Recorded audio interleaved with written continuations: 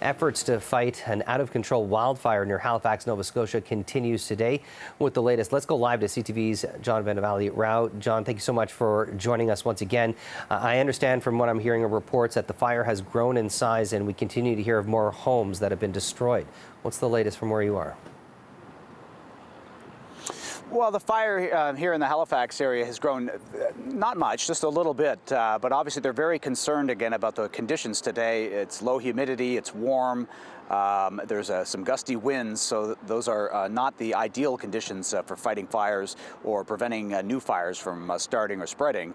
They are still concerned about more homes being destroyed, and there was some hope yesterday. The mayor had indicated maybe they would actually shrink the evacuation zone. There's some 16,000 people out of their homes right now, but because of the conditions today, fire officials are saying basically they don't think anybody's going to be allowed back in there, at least today. And right now, at this point, there's no clear indication on when the evacuation order will be lifted. There is some good news in the sense that there's some rain in the forecast for Friday, Saturday, and maybe even a couple of days after that. That's obviously what's desperately needed here in Nova Scotia because it's just so darn dry.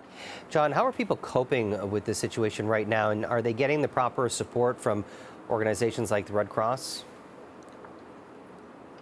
Yeah, I mean, obviously, Nova Scotians are known for their hospitality and generosity, and we're seeing that in abundance here.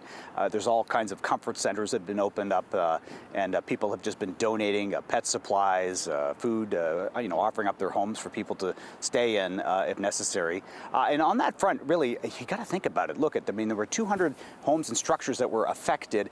Today, we got some clarification that about 150 homes are basically unlivable. That's 150 families that now have to find somewhere to live in a province where there's a housing crisis, much like many parts of the country. I think the vacancy rate here is 1%. So for those people, the questions are, where are they going to live, in the time that it's going to take to rebuild those homes? Of course, we should also address there's another bigger fire that's burning in the South Shore of Nova Scotia. Now, that's now considered to be the largest fire in the province's history. It doubled overnight. A local media outlet has done up the tabulation, and they believe that if you took all the wildfires in Nova Scotia over the last 18 years and added them up, that still wouldn't amount to the amount of woodland that's been burned in this one fire that's now burning in the province of Nova Scotia and the South Shore. That's how big it is.